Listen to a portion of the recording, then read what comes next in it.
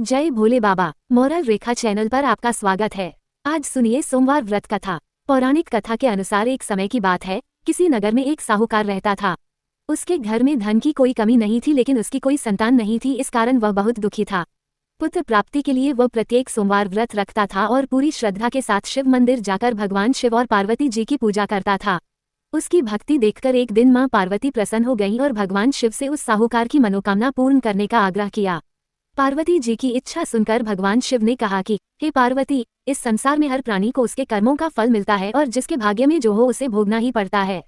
लेकिन पार्वती जी ने साहूकार की भक्ति का मान रखने के लिए उसकी मनोकामना पूर्ण करने की इच्छा जताई। माता पार्वती के आग्रह पर शिवजी ने साहूकार को पुत्र प्राप्ति का वरदान तो दिया, लेकिन साथ ही यह भी कहा कि उसके बालक की आयु केवल 12 वर्ष होगी।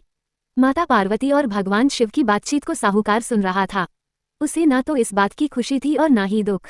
वह पहले की भांति शिवजी की पूजा करता रहा। कुछ समय के बाद साहूकार के घर एक पुत्र का जन्म हुआ। जब वह बालक 11 वर्ष का हुआ तो उसे पढ़ने के लिए काशी भेज दिया गया।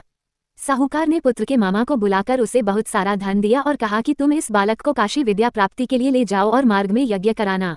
जहाँ भी यज्ञ कराओ वहाँ ब्राह्मणों को भोजन कराते और दक्षिणा देते हुए जाना। दोनों मामा भांजे इसी तरह यज्ञ कराते और ब्राह्मणों को दान दक्षिणा देते काशी की ओर चल पड़े। रात में एक नगर पड़ा जहां नगर के राजा की कन्या का विवाह था, लेकिन जिस राजकुमार से उसका विवाह होने वाला था वह एक आंख से काना था। राजकुमार के पिता ने अपने पुत्र के काना होने की बात को छुपाने के लिए एक चाल सोची। साहूकार के पुत्र को देखकर उसके मन में एक विचार आया। उसने सोचा क्यों न इस लड़के को दूल्हा बनाकर राजकुमारी से विवाह करा दूं। विवाह के बाद इसको धन देकर विदा कर दूंगा और राजकुमारी को अपने नगर ले जाऊंगा। लड़के को दूल्हे के वस्त्र पहनाकर राजकुमारी से विवाह कर दिया गया। लेकिन साहूकार का पुत्र ईमानदार था, उसे यह बात न्यायसंगत नहीं लगी। उसने अवसर पाकर राजकुमारी की चुन्नी के पल्ले पर लिखा कि तुम्हारा विवाह तो मेरे साथ हुआ है, लेकिन जिस राजकुमार के संग तुम्हें भेजा जाएगा वह एक आंख से काना है। मैं तो काशी पढ़ने जा रहा हूँ। जब राजकुमारी ने चुन्नी पर लिखी बातें पढ़ी तो उसने अपने माता पिता को ये बात बताई। राजा ने अपनी पुत्री को विदा नहीं किया, जिससे बारात वापस चली गई। दूसरी ओर साहूकार का लड़का और उसका मामा काशी पहुंचे और वहां जाकर उन्होंने यज्ञ किया। जिस दिन लड़के की आयु 12 साल की हुई उसी दिन यज्ञ रखा गया। लड़के ने अपने मामा से कहा कि मेरी तबीयत कुछ ठीक नहीं है। मामा ने कहा कि तुम अंदर जाकर सो जाओ। शिवजी के वरदानुसार कुछ ही देर में उस बालक के प्राण निकल गए।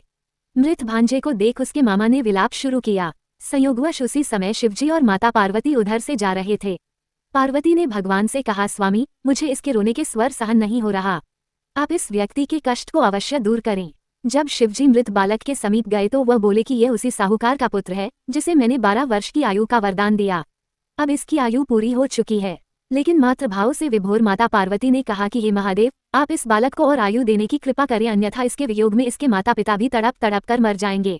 माता पार्वती के आग्रह पर भगवान शिव ने उस लड़के को जीवित होने का वरदान दिया। शिवजी की कृपा से वह लड़का जीवित हो गया। शिक्षा समाप्त करके लड़का मामा के साथ अपने नगर की ओर चल दिया। दोनों चलते हुए उसी नगर में पहुंचे जहां उसका विवाह हुआ था।